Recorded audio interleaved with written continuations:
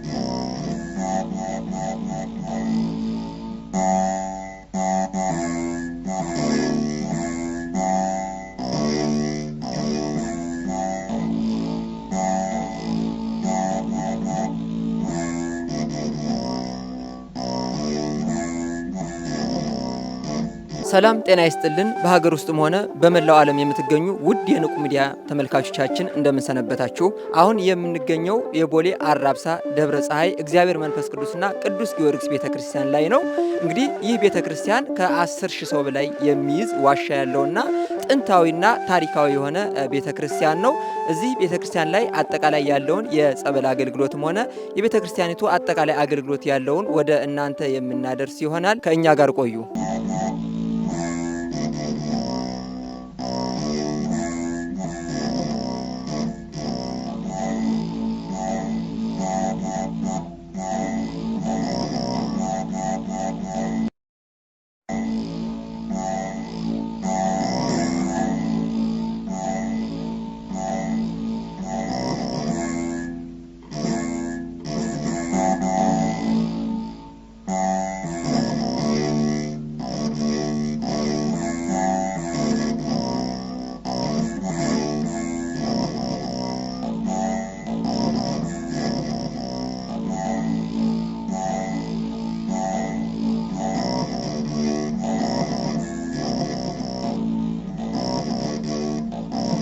በስመ አብ ወወልድ ወመንፈስ ቅዱስ አሃዱ አምላክ ኩሉ እንከ ዘየአምን ብየ በቅድመ ሰብ አነኒ አአምኖ በቅድመ አቡየ ዘበሰማያት።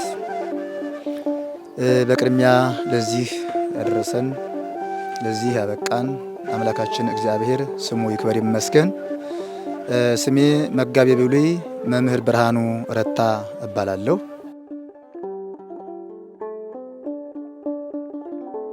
በስመ አብ ወወልድ ወመንፈስ ቅዱስ አሐዱ አምላክ አሜን። በመጀመሪያ እግዚአብሔር ዓመታትን አቀዳጅቶ ምድርን በአበቦች በአረንጓዴ አስጊጡ ዛሬን እንድንደርስ የረዳን የአባቶቻችን አምላክ እግዚአብሔር ክብርና ምስጋና ለስሙ ይሁን። ስሜ መምህር ኤርምያስ መንገሻ እባላለሁ። የቤተክርስቲያን ዋና ጸሐፊ ነኝ።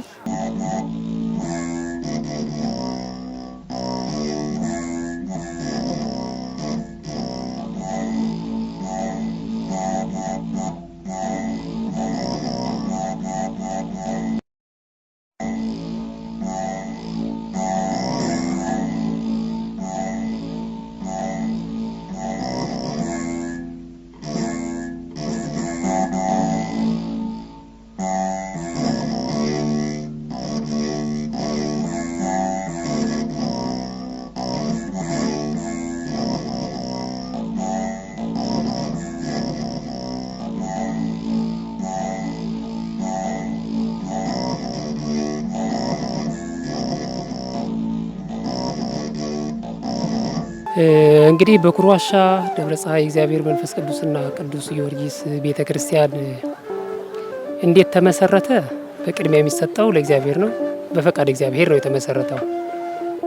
ሁለተኛ ፈቃድ እግዚአብሔር ደግሞ በሰው ልጆች ነው የሚገለጠው። ከነርሱ መካከል አንዱ ደግሞ እኔ ነበርኩና በጥር 2009 18 ቀን ጥር 18 ቀን የታቦተ ሕጉ ገብቶ ስርዓተ ቅዳሴ ተፈጽሞ ከድምፀ አራዊት ወደ ድምፀ ካህናትና ወደ ድምፀ ምእመናን እንዲሰማ ጥር 18 2009 ነው ማለት ነው።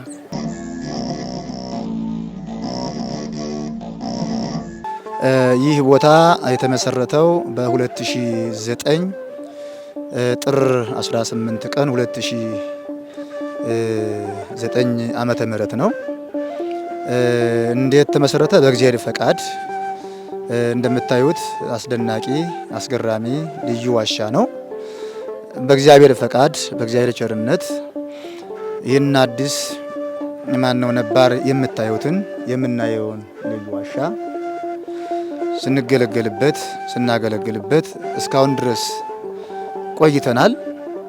ቦታውን በውስጡ ብናየው የሚጎለው ዙሪያ መዞር እንጂ መቅደስ አለው፣ ቅኔ ማህሌት አለው፣ ቅድስት አለው። በዚህ መልኩ እስካሁን ስንገለገል ቆይተናል።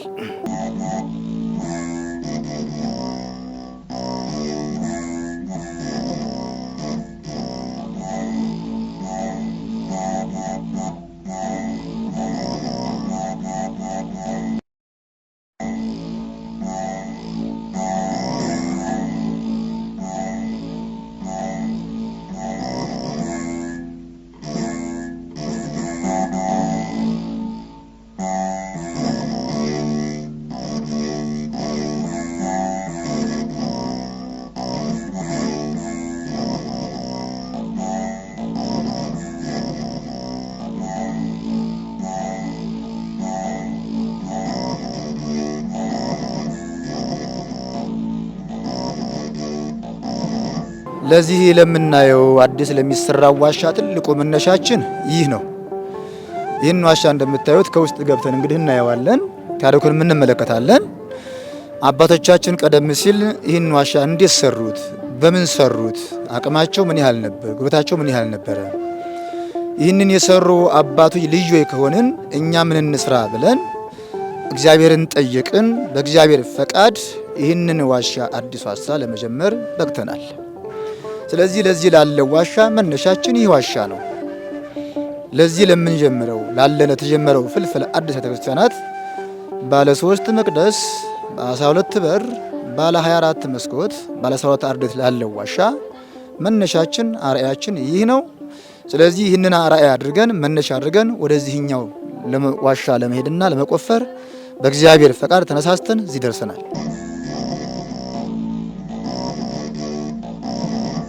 አዎ በትክክል ይገልጸዋል። ዳግማዊ ላሊበላ ለመባል የሚገርም ኪነ ህንፃ ነው እየተሰራ ያለው። ስለዚህ ድጋሜ ለመፈልፈል ያነሳሳን መንፈስ እግዚአብሔር ነው። አሁን ዛሬ ደግሞ ሲታይ የሚገርም የእግዚአብሔር ፈቃድ መሆኑን የሚታየው በዚህ በአዲስ አበባ ዙሪያ አይደለም፣ በሌላውም እንኳን ቢታሰብ 3 መቅደስ፣ ቅኔ ማህሌት፣ ቅድስትና መቅደስ ያለው በቁጥር ከ5000 ግን ከዚያ በላይ ህዝብ ይይዛል ተብሎ የሚሰራው ትልቅ ዋሻ ፍልፍል ቤተክርስቲያን ይችኛዋን አዲሷን አሮጊቷ ቤተክርስቲያን እንኳን በዛ በኩል ለማገናኘት ነው አስበን የነበረውና ሲታሰብ ግን የራሱ ለምን በዚህ ጋር አይፈለፈልም የሚለው ነገር ሲታሰብ ያው እንግዲህ ለዚህ አስፈላጊ ጉዳይ ጸሎት ነው፣ እግዚአብሔርን መጠየቅ ነው። ስለዚህ በዚህ ታስቦ በእግዚአብሔር ፈቃድ በአባቶች ብርታት ተጀምሯል ማለት ነው።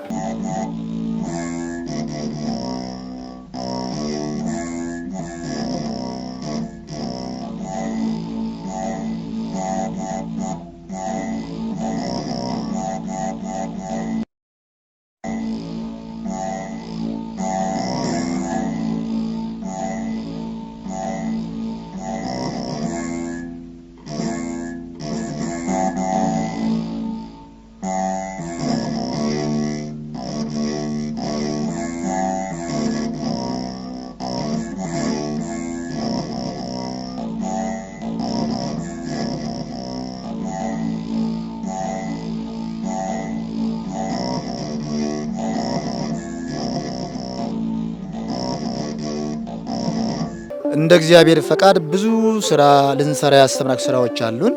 ከስራዎቻችን መካከል ቅድሚያውና አንደኛ የመጀመሪያው ስራ የሚሰራው ቦታ ላይ ነውና ቦታዎችን ሰፋ አድርጎ በግለሰብም ይሁን ከባለቤታችሁም እየተነጋገሩ ቦታዎችን አስፍቶ መያዝ ነው። ቦታዎችን አስፍተን ከያዝን በኋላ በእነዚህ በያዝናቸው ቦታዎች ላይ ምን እንስራ የሚሉ እቅዶች አሉ። ከእቅዶቻችን መካከል ቤተክርስቲያን ሁል ጊዜ ለማኝ እንዳትሆን፣ የመጣው ሕዝብ ወንጌል ተምሮ መሄድ እንዲችል፣ በቃለ ወንጌል ረስሶ መሄድ እንዲችል፣ ንጹህ ወንጌል ተምሮ ሄዶ ቤተክርስቲያንን በእምነቱ ጸንቶ እንዲያገለግል አንደኛው ዓላማችን ነው። የመጀመሪያው ዓላማችንና እቅዳችን ይህ ሲሆን፣ ቀጣይ ደግሞ በዚህ በያዝነው ቦታ ላይ መስራት የምንፈልጋቸው ነገሮች ንብ ማነብ፣ ከብቶችን ማርባት፣ ይህን የምታዩትን ልዩ ቦታ ሰፋ አርጎ ቦታውን ይዞ ውሃው አይደርቅምና አመት ውሃ ስላለ መስኖ አትክልት ለደብሩ ለቤተክርስቲያኑ የአትክልት ቦታ እንዲኖረው ማድረግ። ከዛ ሲቀጥል ደግሞ በዚህ ቦታ የምታዩት ጫካ ነው። ከከተማ ወጣ ድምጽ አይሰማበትም። የአራዊት ድምጽ ይሰማል እንጂ ድምጽ አይሰማበትምና የአብነት ትምህርት ቤት ከፍቶ በዚህ ላይ ልዩ ልዩ ጉባኤያትን ከፍቶ ከ8 ጉባኤያትን ከፍቶ ደቀ መዛሙርትን ማፍራትና ትውልድን ማትረፍ ዓላማችን ነው፣ እቅዳችን ነው።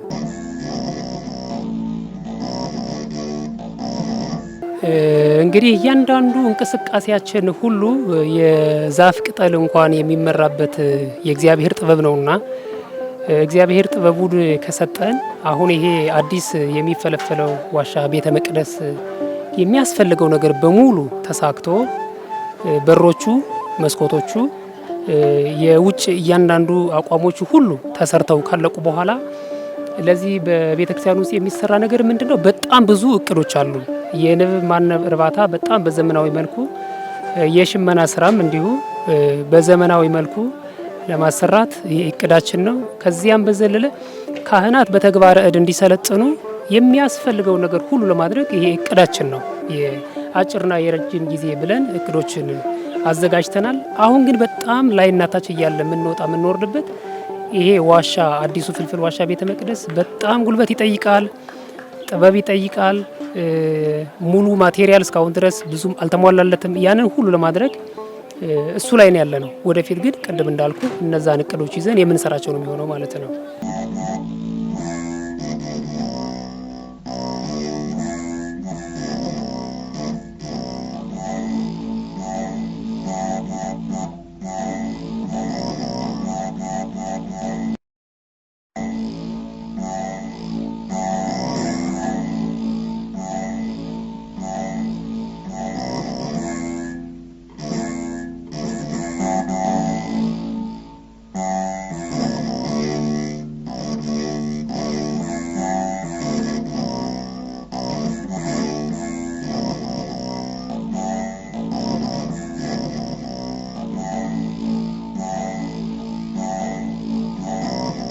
ይህ ቦታ ከቦታው ያሉት አገልጋዮችንና የደብሩን አስተዳዳሪ በጠየቅናቸው መሰረት ለመጀመሪያ ጊዜ ቦታውን ያገኙት በነሐሴ ወር 2008 ዓ.ም ሲሆን ቦታው ምንም አይነት የሰው ድምጽ የማይሰማበትና ቦታው በእጽዋት የተሸፈነ ገደላማ ቦታ ሲሆን ከ10 ሺህ በላይ የሚሆኑ ሰዎችን መያዝ የሚችልና በጥቁር ጭስ የተሸፈነ ዋሻ ይገኝበታል።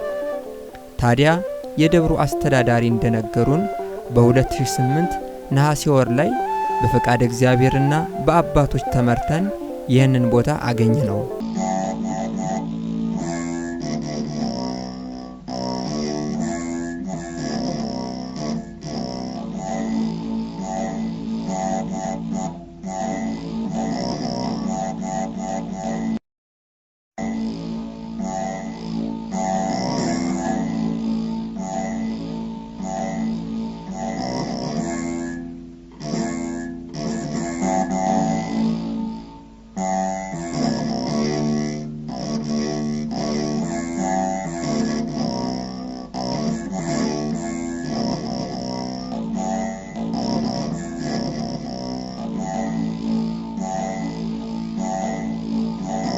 በቦታው ተገኝተን ስንመለከተው እጅግ የሚያስደንቅና ለዓይን የሚያስገርም ልክ እንደ ላሊበላ አይነት ቅርጽ ያለው 24 መስኮቶች ያሉት ለዓይን የሚያስገርምና የአባቶቻችንን ዕደ ጥበብ የምናደንቅበት በመሆኑ እኛም በመገረም ወደ ውስጠኛው ክፍል ገባን።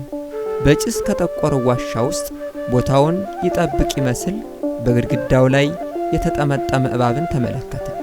የእግዚአብሔርን ተአምር በማድነቅና በዚህ የእግዚአብሔር ታቦት ቢገባና በቦታው ያለውን ተአምራትን ምእመናን ቢያዩ የእግዚአብሔርን ድንቅ ምስጢር እንዲመለከቱ በማሰብ ከዚያም ከጠቅላይ ቤተ ክህነቱ ፈቃድ በመጠየቅ አገረ ስብከቱ ፈቃድ ሰጥቶን በብፁዕ አባታችን አቡነ ጎርጎርዮስ የምዕራብ ሸዋ ሀገረ ስብከት ሊቀ ጳጳስና የቅዱስ ሲኖዶስ አባል ታቦቱን አስባርከን የቤተ ክርስቲያኒቱ አገልጋዮችና በርካታ ምእመናን በተገኙበት መስከረም 9 2009 ዓመተ ምህረት የእግዚአብሔር መንፈስ ቅዱስና የሰማዕቱ የቅዱስ ጊዮርጊስ ታቦት ገብቶ ቅዳሴ ቤቱም ተከብሯል።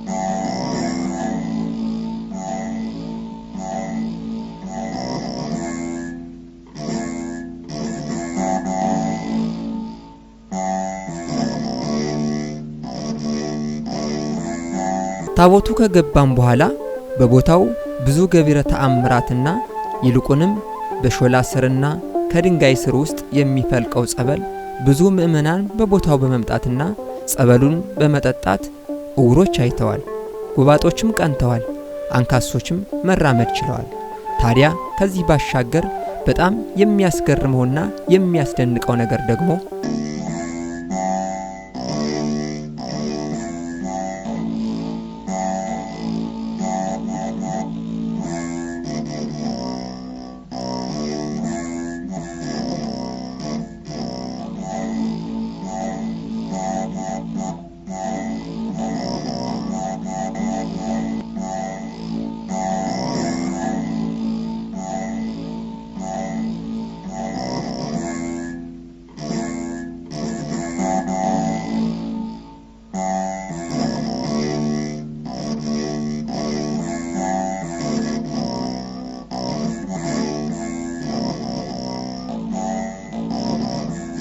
ከዚያ ተዘግቶ ከተገኘው ፍልፍል ቤተክርስቲያን ጎን በተገኘው ፍልፍል ቤተክርስቲያን የተደነቁ አባቶችና ይልቁንም ብዙ ወጣቶች ንጉሥ ላሊበላን ይመስል ደከመኝ ሰለቸኝ ሳይሉ ግርማ ሌሊትን ድምፅ አራዊትን ሳይፈሩ የእግዚአብሔርን መንግስትና ክብር በማሰብ ብቻ ሌት ተቀን በመትጋት ልክ በመጀመሪያው የተገኘውን ፍልፍል ቤተክርስቲያን በማስመሰል እየቆፈሩ ያለውን ሌላኛውን ቤተ መቅደስ ስንመለከት ውስጣችን ተገረመ።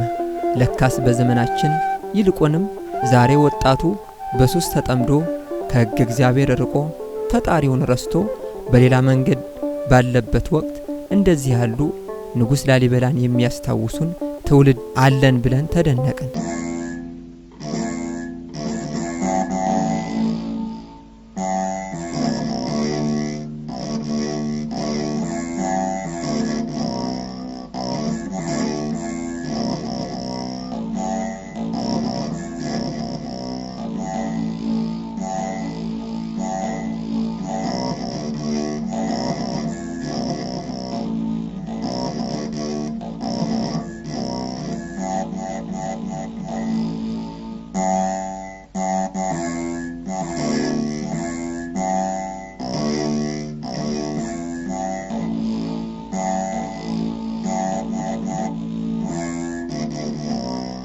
ወደ መሐለኛው ክፍል ስንገባ ወንዶች በመቆፈር ወይንም በመፈልፈል ሴቶች ደግሞ የተፈለፈለውን አፈር ወደ ውጭ በማስወጣት ተባብረው ይሰራሉ።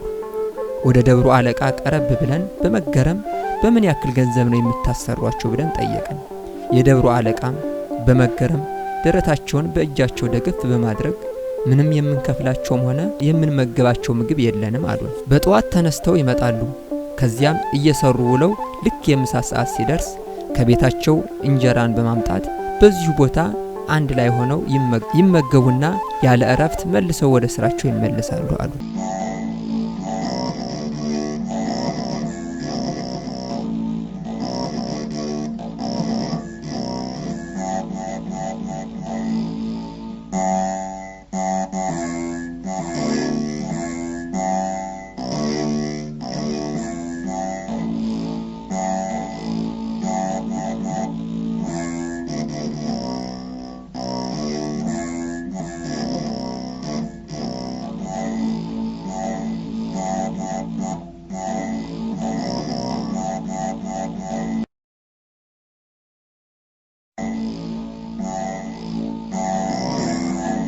እኛም ተገረምን።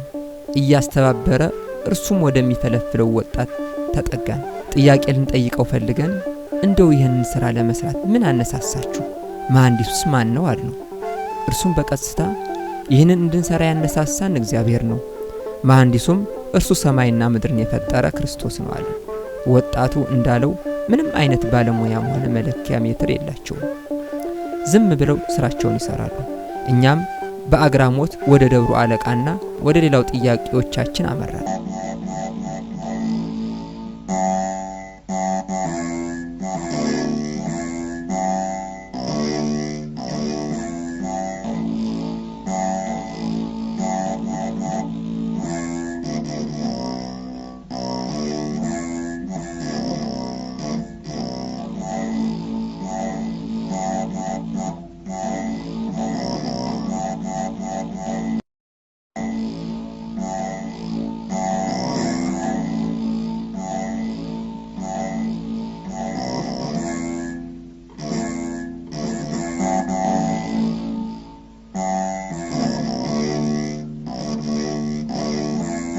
እጅግ የሚያስገርመው የቦታውን ተአምራት ከነገሩን በኋላ አሁን ላይ የሚያስፈልጋችሁ ምንድነው አልናቸው።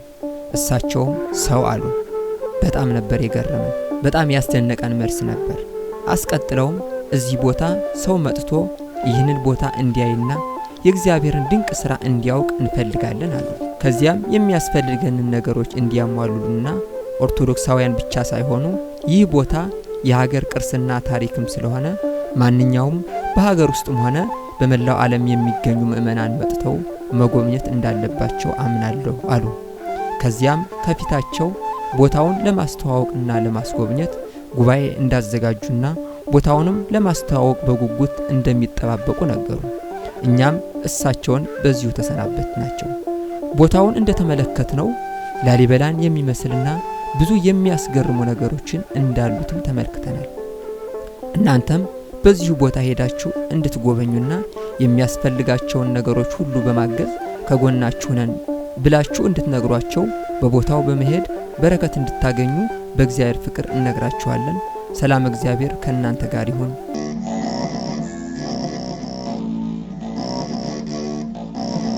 በስመ አብ ወወልድ ወመንፈስ ቅዱስ አሐዱ አምላክ አሜን። ስመይ ዲያቆን ግርማ ያሕፈሮም በሃል አኸም ዝትሪኦ ዘለኹም ኣብ ገዳምና ጊዮርጊስ እንድኽናይ ኪዳነ ምሕረት ስራሕ ዘለዎ ገዳምና ዘለና እዚ ገዳም እዚ ብኤርትራውያን ብኣና ይስራሕ ዘሎ ከምዝሪኦ ዘለኹም ብጣዕሚ ብዙሕ ንሰርሕ ኣለና።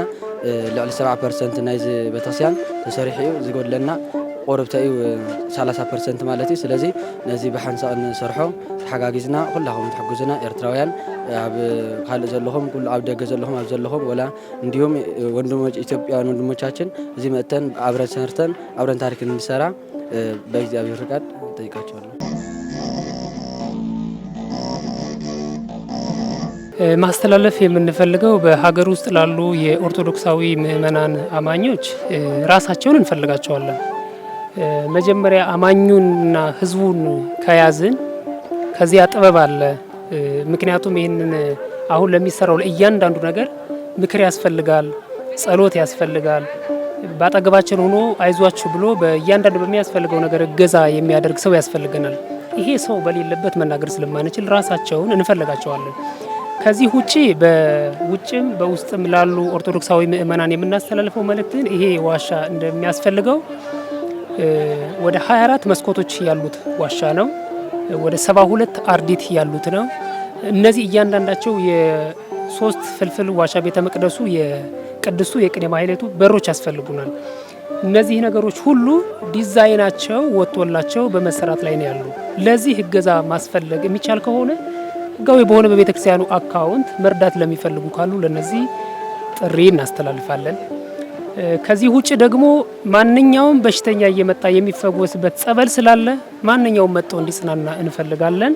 ይህንን ሰምቶ አክብሮ የሚመጣን ምእመን ደግሞ እኛ በሚያስፈልገው ነገር ተቀብለን እናስተናግዳለን። ይህን ይመስላል። ወስብሐት ለእግዚአብሔር። በስመ አብ ወወልድ ወመንፈስ ቅዱስ አሐዱ አምላክ አሜን። ለእግዚአብሔር ለባህሪ ዛሬም ዘወትርም ስሙ ለዘላለሙ የተመሰገነ ይሁንና በኢትዮጵያ ኦርቶዶክስ ተዋሕዶ ሃይማኖት ቅድስት ቤተክርስቲያን እምነት ተከታዮች የሆናችሁ በሀገር ውስጥም ይሁን በውጭ ያላችሁ እንደምትመለከቱት በዚህ ቅድስት ቤተክርስቲያን እንደምትመለከቱት ስርዓተ ቤተክርስቲያኑ የጠበቀ የዋሻ ፍልፍል ቤተክርስቲያን እንደምታዩት ነው። እኔ የዚህ ደብሩ ቄሰ ገበዝ ነኝ። ከ2009 ዓ.ም ጀምሮ በዚህ ቅድስት ቤተክርስቲያን ሳገለግል እገኛለሁ። አሁን እንደምትመለከቱት ይህ ቤተክርስቲያን እየተስፋፋ ያለ ነው። እንደምትመለከቱት ከውጭም ስራ እየሰሩ ነው ያለው።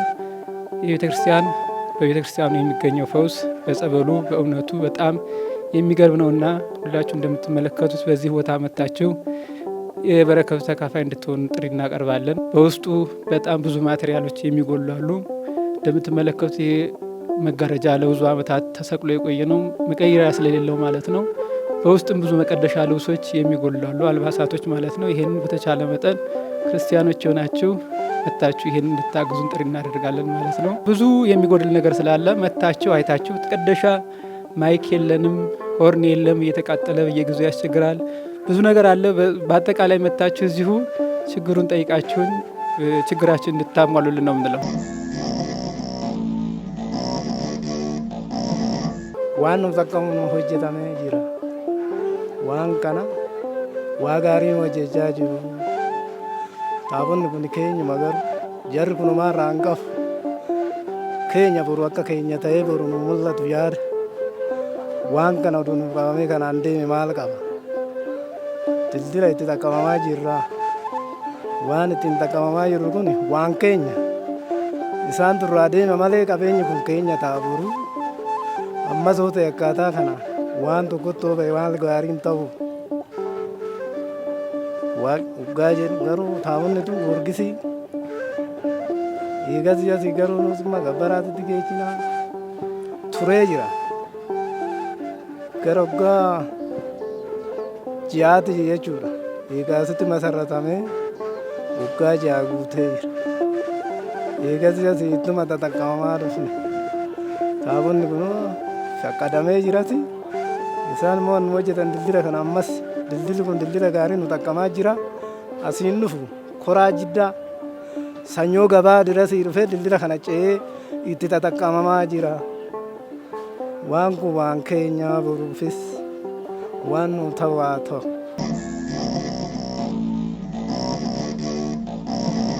በአጠቃላይ ለህብረተሰቡ ማስተላለፍ የምንፈልገው ነገር ቢኖር እንደምታዩት ይህ ቦታ አዲስ ነው። ለአቅጣጫም አይመችም፣ ለምልከታም አይመችምና ይህንን ተአምረኛ ቦታ ታሪካዊ ቦታ ሰዎች መጥተው እንዲያዩት ጽኑ መልእክታችን ነው። ዳግማዊ ላሊበላ ተብሎ የሚጠራ ነው። ከ5000 ሰው በላይ መያዝ የሚችል ዋሻ ነው። የሰራ ያለ ነው። 3 መቅደስ አለው። 12 በር አለው። 24 መስኮት አለው። 72 አርድእት አለው። 5 አንግል አለው። አሁን እንደምታዩት ያው እየሰሩ ይገኛሉ። ይህንን አዲስ እየተሰራ ያለውን ዋሻ ፍልፍል ቤተ መቅደስ ሰዎች መጥተው እንዲያዩ፣ እንዲጎበኙ፣ ቅርሳችን ሀብታችን እንዲሉ ማንኛውም ህብረተሰብ ሰው የሆነ ሁሉ እንደ ቅርስ መጥቶ እንዲጎበኘው መልእክታችን ነው። ስለዚህ ይህ ከሆነ ደግሞ ለዚህ ለዋሻው ምናልባት ህብረተሰቡ ይህን በውጭም ያሉ በአገር ውስጥም ያሉ ምእመናን ይህን ዋሻው የት ነው ብለው ግራ እንዳይጋቡ በቦሌ አራብሳ በኮር ዋሻ ደብረ ፀሐይ እግዚአብሔር መንፈስ ቅዱስና ቅዱስ ጊዮርጊስ ቤተክርስቲያን ተብሎ ይጠራል። ቂርቆስ አደባባይ ቦሌ አራብሳ ቂርቆስ አደባባይ ተብሎ የሚጠራው በዛ በስተምስራቅ በኩል ያለውን ኮብል መንገድ ውስጥ ለውስጥ ያለውን መንገድ ይዞ መጥቶ በወንዙ ዳር ያገኙናል። መጥተው እንዲጎበኙ፣ መጥተው እንዲሳለሙ፣ የሚሰራውን ታሪካዊ ስራ እንዲያዩ፣ በዚህ ዘመን አባቶቻቸው ታሪክ እየሰሩ እንዳለ እንዲያምኑ፣ አማንያን ደስ ብሏቸው በኢትዮጵያውያንም የውጭ ሀገርም ያለው ዳግማዊ ላሊበላ በዚህ በደጃችን አለ ብለው ደስታቸውን አስታቸውን እንዲያዩ እንዲጎበኙ ጽኑ መልእክታችን ነው ላለሁኝ። ምናልባት ይህንን ካልኩኝ አንጻር ለቦታው የሚያስፈልጉን ብዙ ነገሮች ይኖራሉ። አቅም፣ ጉልበት እንፈልጋለን፣ ገንዘብ እንፈልጋለን። ይህን አስፋፍተን ከያዝን ገንዘብ ካገኘን ቤተክርስቲያን ራሷን ችላ እንድትቆም ማድረግ እንችላለን። ለዋሻው አዲስ ለሚሰራው ዋሻ ብዙ ነገሮች ያስፈልጋሉ። መጋረጃ ያስፈልጋል፣ በጣም እጅግ በጣም ብዙ ወንበሮች ያስፈልጋሉ። ባርኒሽ ያስፈልጋል። አሁን ለምንሰራው ለዚህ መቆሚያ እንጨትም አጣናም ጣውላም ሁሉም ነገር ያስፈልጋል እና ይህንን በተመለከተ ማንኛውም ህብረተሰብ ሁሉ በእነዚህ አቅም የፈቀደውን ድጋፍ እንዲያደርግልን በቤተክርስቲያናችን ስም በአጽንኦት መልእክት ያስተላልፋለሁኝ። አመሰግናለሁ።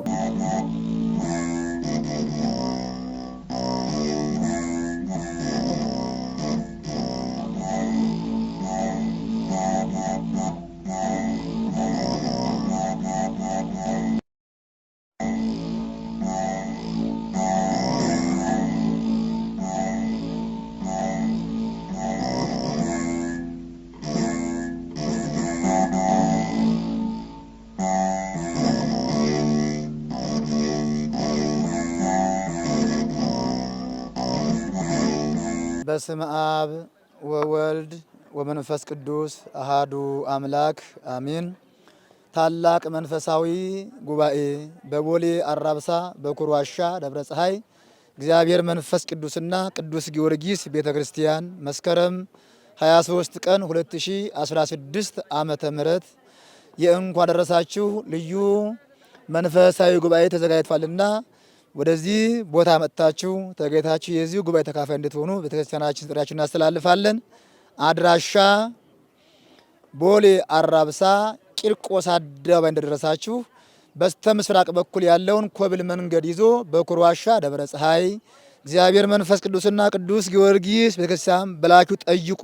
ወይም ደግሞ ነብር ገደል ተክለ ሃይማኖት ወይም መድኃኔ ዓለም ቤተክርስቲያን ብላችሁ ብትመጡ ብትጠይቁ ከወንዙ ዳር ታገኙናላችሁ። ታሪካዊ ቦታ ነው፣ ልዩ ቦታ ነው፣ የሚታይ የሚጎበኝ ነውና በዚህ ጉባኤ እንዳትቀሩ መልእክታችንን እናስተላልፋለን። ለቀጠሮ